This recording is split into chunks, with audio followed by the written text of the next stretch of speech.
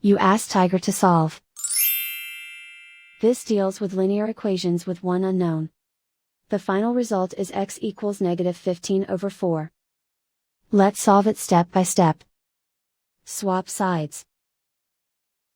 Group all constants on the right side of the equation. Add 13 to both sides. Group like terms.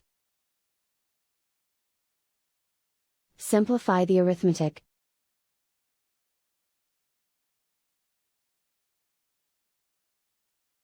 Isolate the x. Divide both sides by -8. Cancel out the negatives. Simplify the fraction. Move the negative sign from the denominator to the numerator. Find the greatest common factor of the numerator and denominator. Factor out and cancel the greatest common factor.